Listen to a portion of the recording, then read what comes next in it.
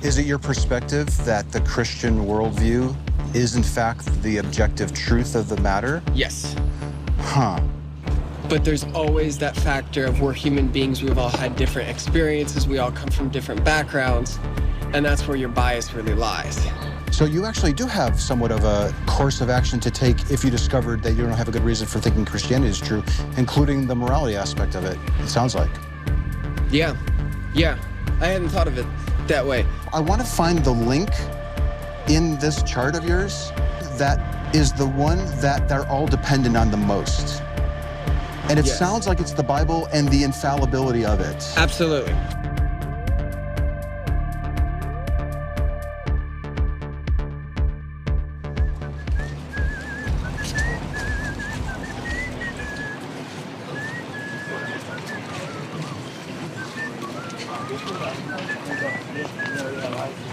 Hello.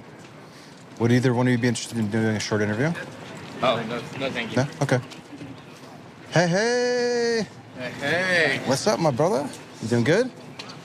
Making it. You making it? Making it. Okay. You're dressed for rather cold weather, it looks like. I am. I was on campus by like 8:30 this morning, and it was cold. It was cold this morning. It was cold. And right now, I think I'm about to get sunburned if I'm not too careful. Stupid Texas. How have you been? Man, I'm studying for the GRE, so...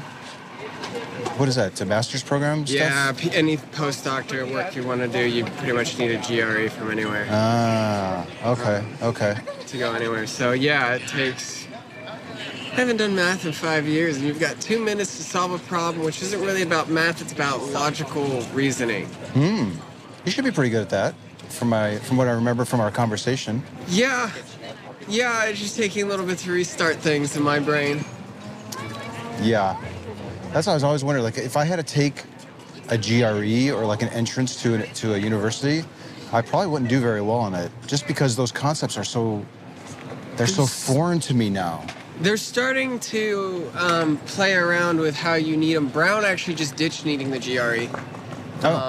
Because it's not fair to older students, and the GRE actually is completely biased towards white middle to upper class from the Northeast. So all my family's from the Northeast, and so I'm sitting here laughing like, oh yeah. It's biased towards a specific race and age? All your, man, it is hot here. Yeah. All your... Can I record this? Yeah. Okay. So, You want to come in the shade just a bit? yeah. What little shade there is.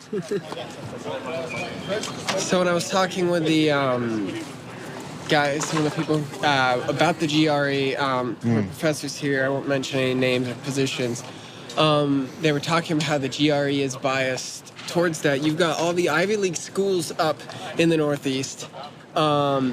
When you look at, my family grew up in New York. I've got family and friends all up in New York, Massachusetts, all through the Northeast and New England. The way they do their schools, the way they talk, the way they approach things is completely different than Texas, which is why Texas doesn't allow, I'm assuming is why Texas doesn't allow the GRE to have a minimum requirement to get into any program.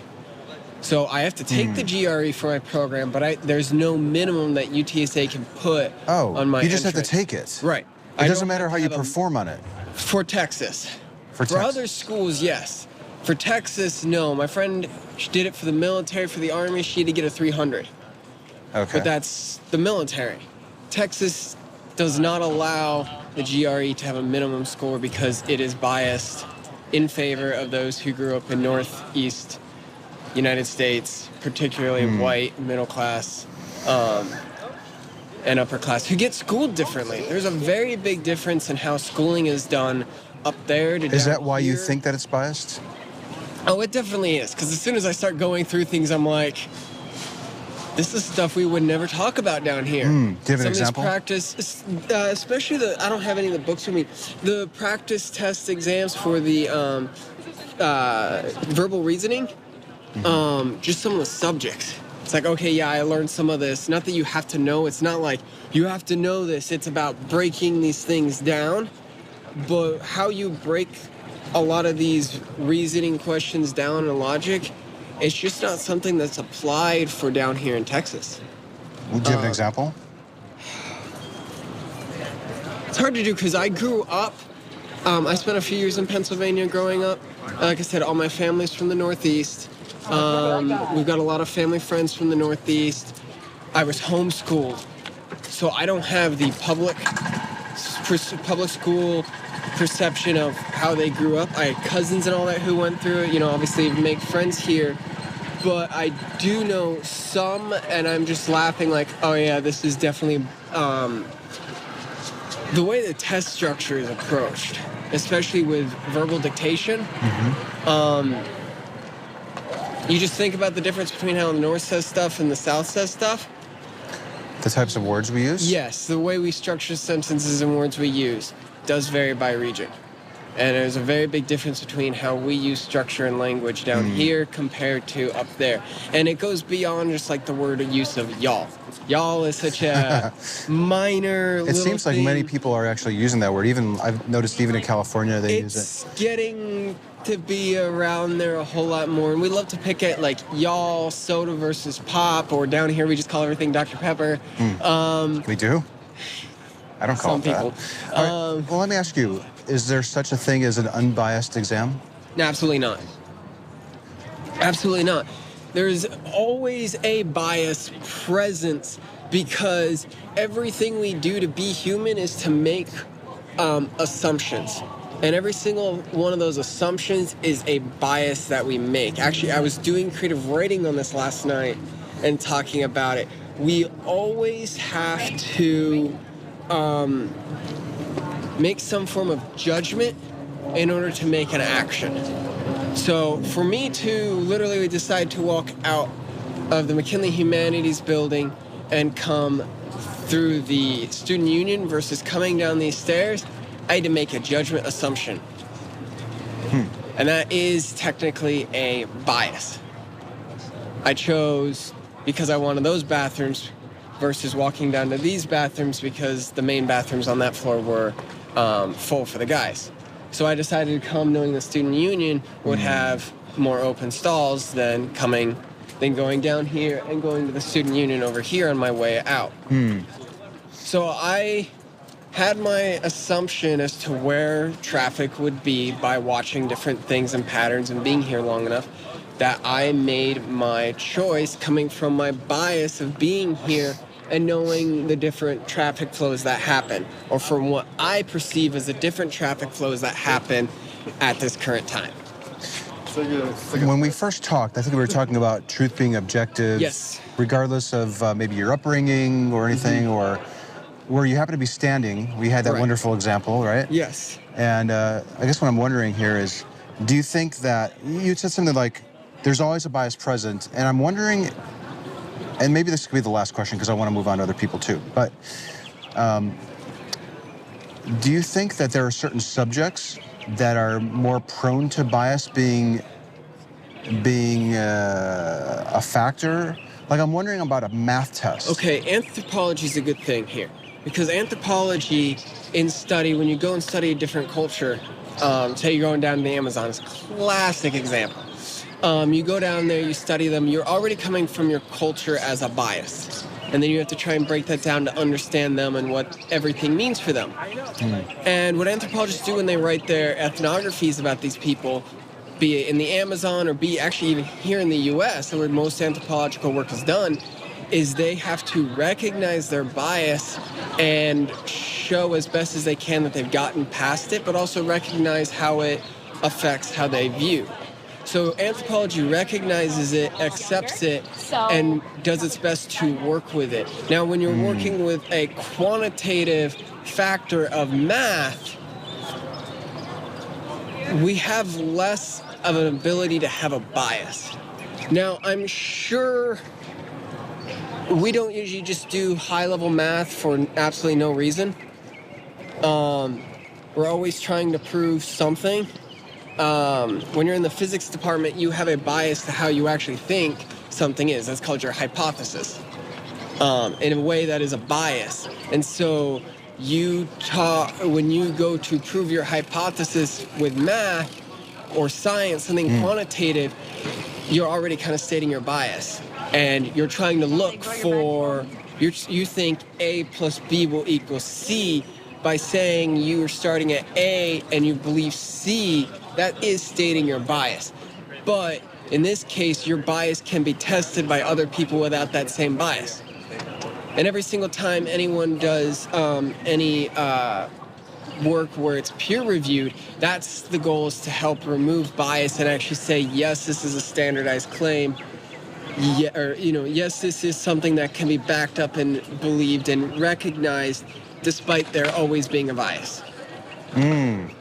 So if you had lots of different people from around the world with different perspectives, if they all came to the same conclusion, it could be an indication that bias wasn't so much of a factor there. Yes. Yes. Okay. But there's always at least some form of stated bias, because in a way, a bias is basically how you look and adjust things to the world. It's kind of how you, kind of like having your own little set of glasses. Oh, I washed these today too, this morning. I put my glasses on, and that helps me see things and make a choice from where I am and what I've experienced, and therefore I will make my choice. A plus B equals C. But there's always that factor of, we're human beings, we've all had different experiences, we all come from different backgrounds, and that's where your bias really lies. Now, yes, we can work our best to recognize and remove our bias as best as possible, but anthropology does a really good job by recognizing it, stating it, and then trying to state, I have it, I recognize it, and I'm trying to account for it, or control it, maybe mitigate it. And mitigate, yes. And when outside researchers will go and look at that, they'll say, okay, you have this bias, you did things this way. Did you mitigate that and come to the conclusion without the same with your bias, that I don't have that same bias, as best as you could have? And it's peer reviewed. And that's why that's how you get peer reviews, to remove the biases as much as possible and to back up and agree with it. Last question. Yes. Do you know of any particular disciplines or areas of study that don't do that don't take that precaution to mitigate for bias? That would require me to know a lot more about certain ones. Not every field of study is obviously perfect in that. The arts gets a whole lot trickier. I love anthropology because it tries to be as scientifically founded as possible. Even when you do things like ethnographies and work with people, like, they certainly structure their biases. I don't know how much psych states their biases going into things. I don't know how. Usually you'll have on an ethnographic book sections at the beginning or sections during that where it's directly stated, I have my bias here, or I was not able to reach this because of this thing going on. I wasn't able to reach women because this is how women viewed men, and things like that, where they know that they're coming from a position that's already at jeopardy to having a heavy bias, be it from them or being from only seeing it as a culture of men. I think I follow you. Okay, let me offer you one of these three pieces. Which, you want to go for red this time? I'll go red. Yeah, I have blue literally in there. Okay, cool. Some people thought that I was expecting them to return the pieces to me. I don't. No, I want you to keep it. Keep it. Yeah, keep it. Build the set out. Thank you very much. Appreciate your time. So you actually do have somewhat of a course of action to take if you discovered that you don't have a good reason for thinking Christianity is true, including the morality aspect of it, it sounds like. Yeah. I hadn't thought of it that way.